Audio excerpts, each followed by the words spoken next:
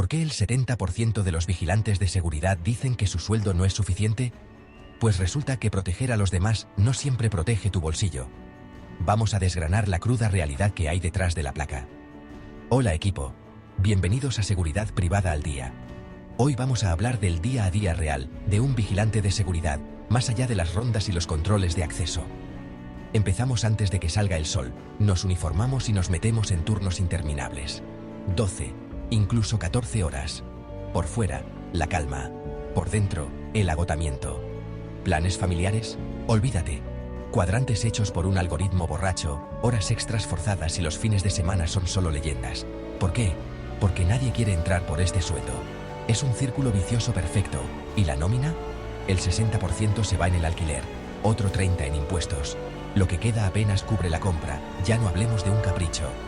La inflación sube, las facturas no paran de escalar y las pagas extra han desaparecido. No es que vayamos justos, es que estamos en modo supervivencia, pero no estamos aquí solo para desahogarnos. Es hora de un trato justo, subidas salariales de verdad, pluses de peligrosidad y horarios dignos. Nos merecemos algo más que trucos de magia con nuestro dinero. Deja tu historia en los comentarios. Juntos podemos exigir un cambio. They are everywhere. You see them at the entrance of the supermarket, at the hospital, guarding a construction site in the middle of the night. They are the security guards, a constant silent presence in our daily lives. We are so used to seeing them that perhaps we no longer really see them. We walk past them, maybe with a quick nod, maybe without even that. We assume they are just there, watching. But what are we watching? We see a uniform, a badge, but we rarely see the person. And even less, we see the reality of their profession. A profession that society, and more importantly, the system, has decided to label as low qualification. A simple label, 2 words. But these 2 words are a heavy burden. They are an injustice. What does low qualification even mean? Does it mean the job is easy? That it requires no skills?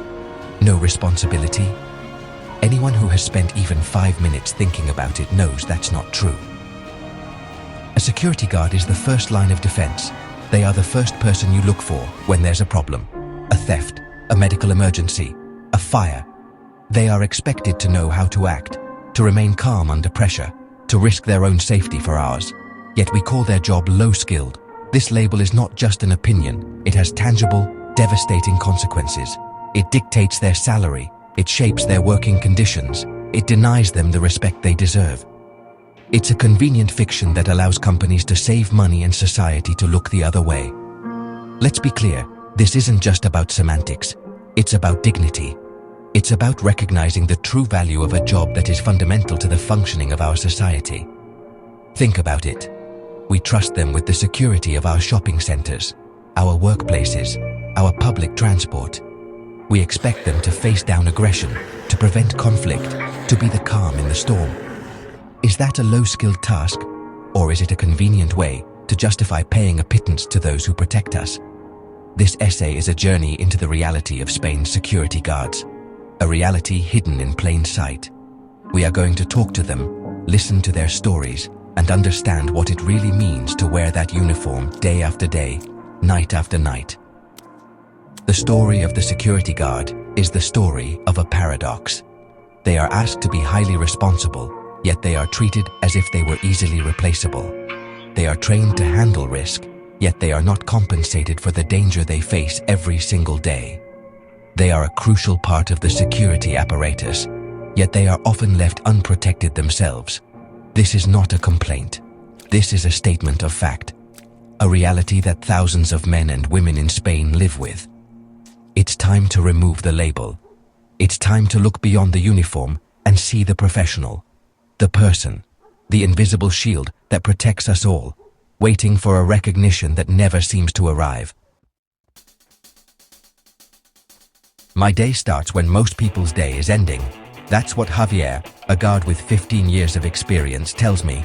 He works the night shift at an industrial estate on the outskirts of Madrid, 12 hours, from 7 p.m. to 7 a.m., alone.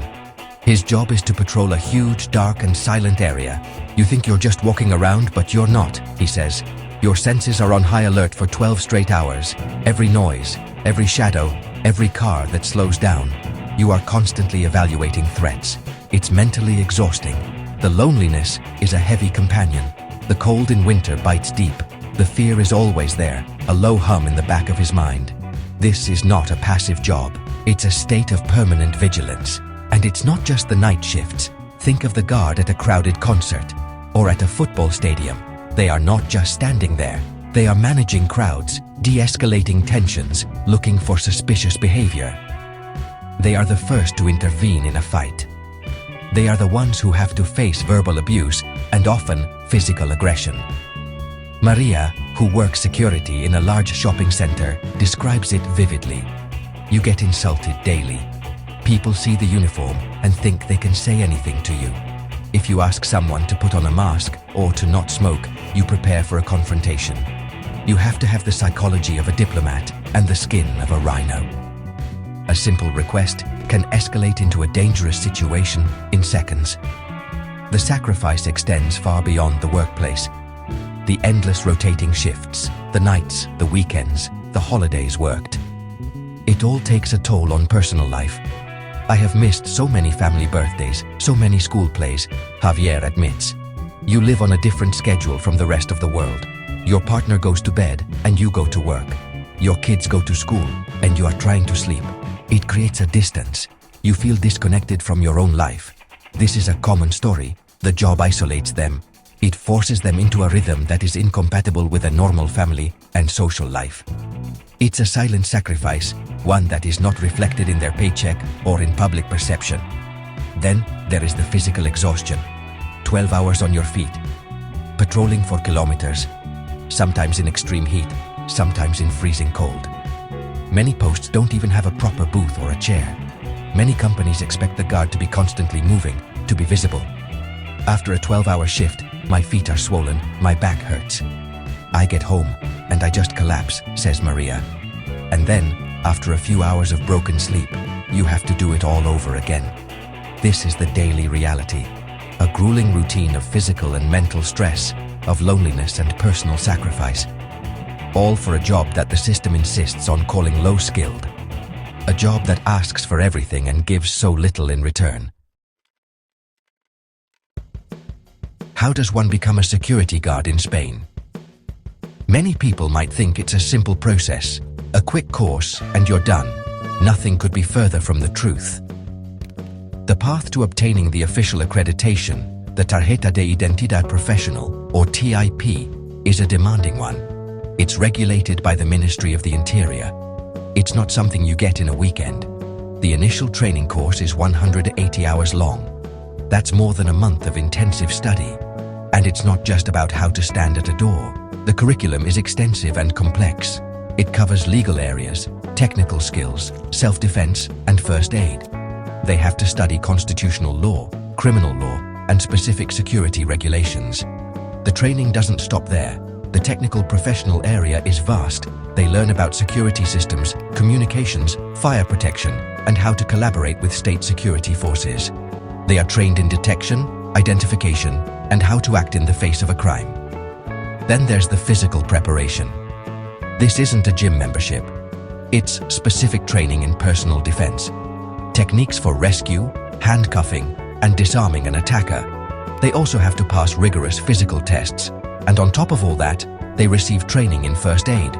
They are often the first on the scene of an accident or medical emergency, and their actions can save a life. It's a comprehensive and demanding preparation for a high-responsibility job. Once they get the badge, the training is not over. The law requires them to complete annual refresher courses, or cursos de reciclaje.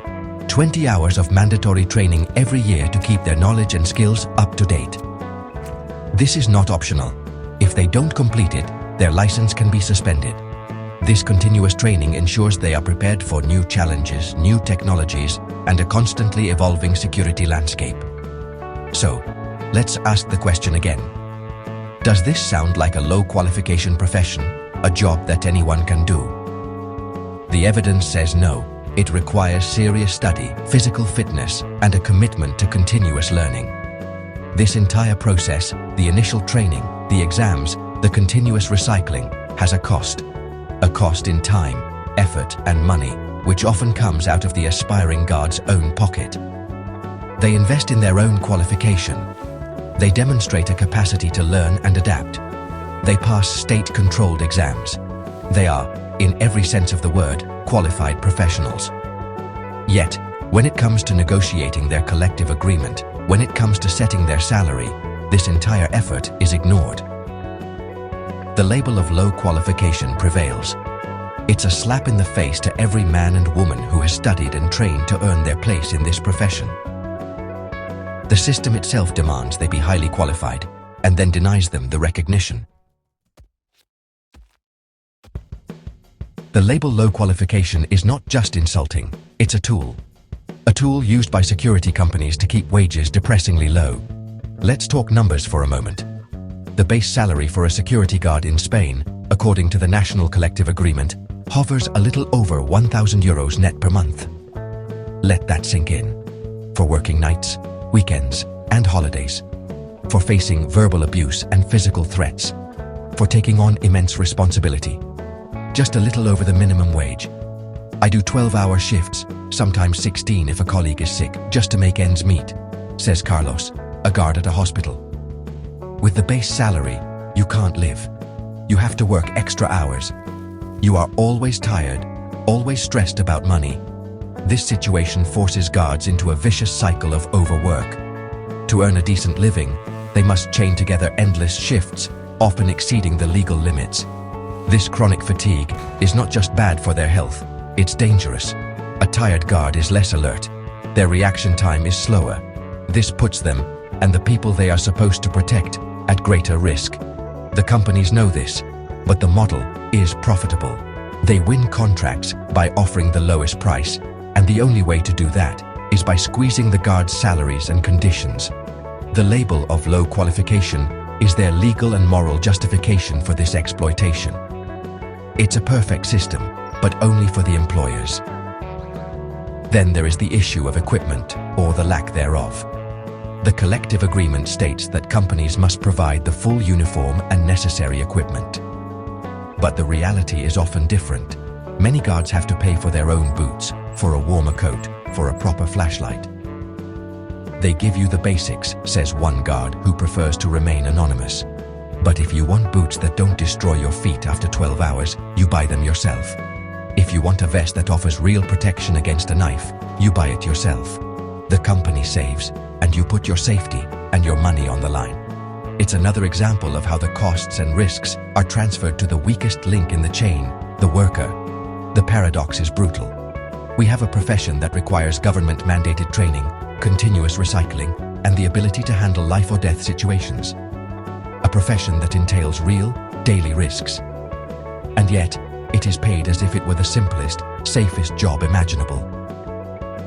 The label of low qualification is a fiction that has become a very harsh reality for thousands of families. It's a structural problem, a business model based on precarity. While the executives of large security firms enjoy huge profits, the people on the front line, the ones who actually provide the security, struggle to pay their bills. It's a deeply unjust system, and it's time we called it what it is. The risks of being a security guard are not just about a potential physical confrontation. The physical scars might heal, but the psychological ones can last a lifetime. Every day, guards face a level of stress and tension that most of us cannot imagine. They are in a state of constant hypervigilance, which is mentally draining, but it's the sudden, explosive moments of violence that leave the deepest marks. I had to disarm a man with a large knife in the emergency room, recounts Laura, a guard in a public hospital. He was high on drugs and completely out of control. My partner and I managed to get him down, but for weeks afterwards, I couldn't sleep. Every time I closed my eyes, I saw his face, the knife. These traumatic incidents are not rare. They are a known risk of the job. Yet there is very little psychological support available. When a guard goes through a violent event, they are often expected to just shake it off and get back to work the next day. The company called to see if I was physically okay, Laura continues. No one asked how I was feeling mentally. There was no offer of counseling, no follow-up. It was just, "Are you coming in for your shift tomorrow?" You feel completely alone. This lack of support leads to high rates of anxiety, depression, and post-traumatic stress disorder within the profession. The scars are invisible, so the system pretends they don't exist.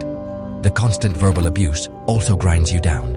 Being insulted, threatened, and disrespected, hour after hour, day after day, has a corrosive effect on your self-esteem and mental health. You start to feel like you are worthless, says Miguel, who guards a train station. People treat you like you're a piece of furniture until they need something, and then they yell at you if you can't solve their problem instantly. It makes you cynical. It makes you angry. You take that stress home with you. It affects your relationship with your family, with your friends. This emotional labor, the requirement to absorb public hostility, while remaining calm and professional, is one of the hardest and least recognized aspects of the job.